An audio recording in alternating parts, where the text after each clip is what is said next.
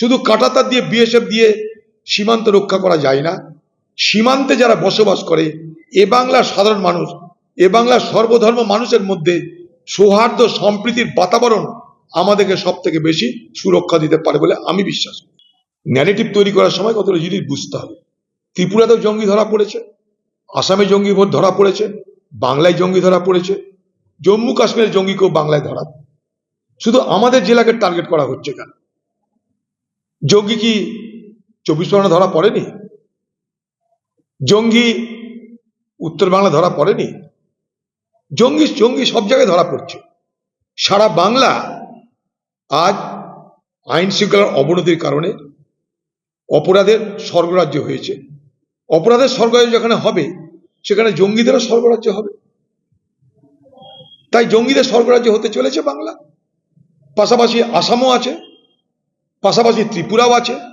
সীমান্তবর্তী জেলাগুলিতে জঙ্গিদের অনুপ্রবেশ বাড়বে, কারণ সীমান্তে কোনো নিরাপত্তা নেই, সীমান্তে কোনো বেড়া কাঁটাতার নেই।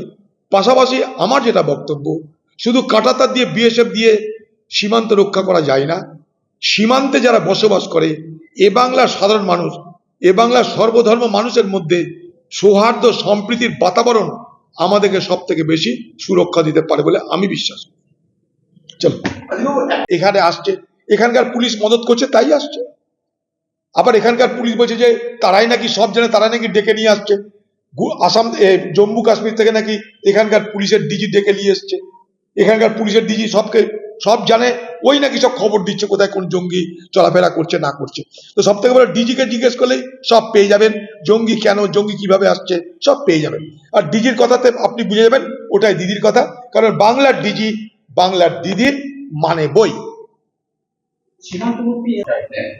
ঘাটাল মাস্টার প্ল্যানে অভিষেক ব্যানার্জি কাল করা প্রতিশ্রুতি দিয়েছিল, ঘাটাল মাস্টার প্ল্যানের শ্বেতপত্র এখনো প্রকাশ করা হলো না কেন? অভিষেক ব্যানার্জি বলেছিলেন 31শে ডিসেম্বরের মধ্যে ঘাটাল মাস্টার প্ল্যানের কাজ হবে।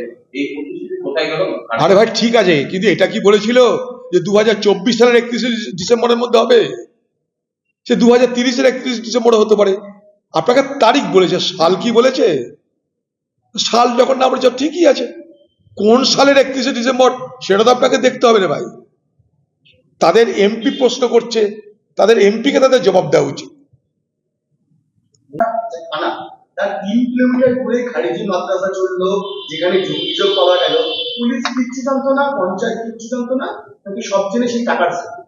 দেখুন, দুর্নীতি যেখানটা সেখানে সবকিছু হয়। জীবন্ত মানুষ মৃত হচ্ছে, চাকরি না পাওয়ার লোক চাকরি পাচ্ছে, সেখানটায় সবকিছুই হবে। এতে অবাক হওয়ার কিছু নেই।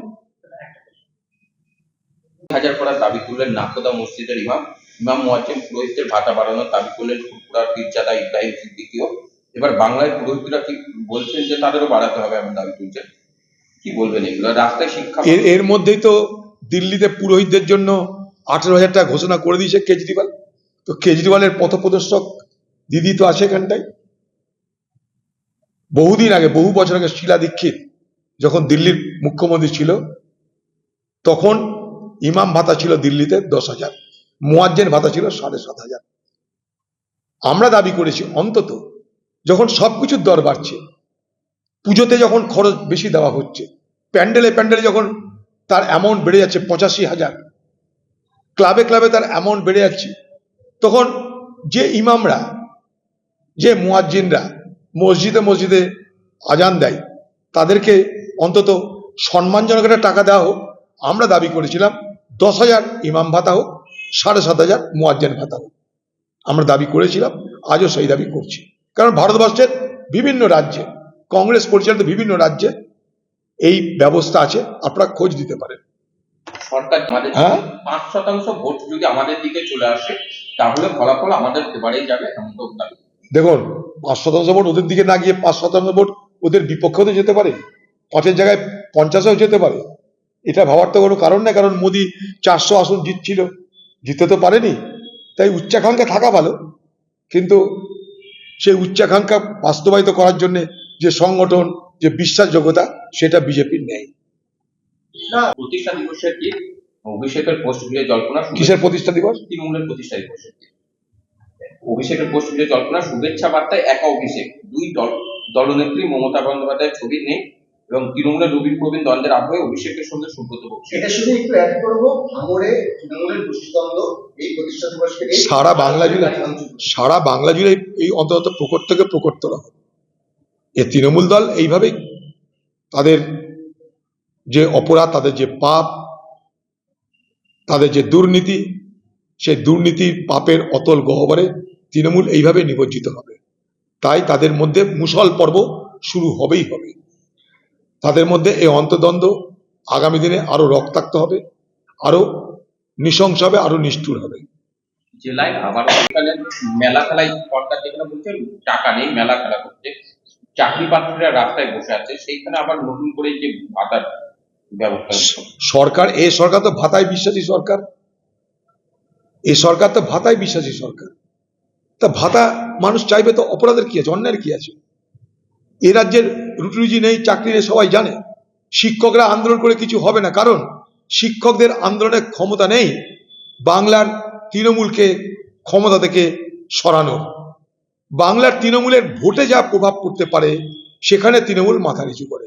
যদি ভোটে প্রভাব পড়ে তৃণমূল মাথা নিচু করবে, এবং দেখবেন যে আগামী দিনে ইমাম ভাতা বাড়বে, মুয়াজ্জিন ভাতা বাড়বে, কিছু না হলেও কিছু বাড়বে।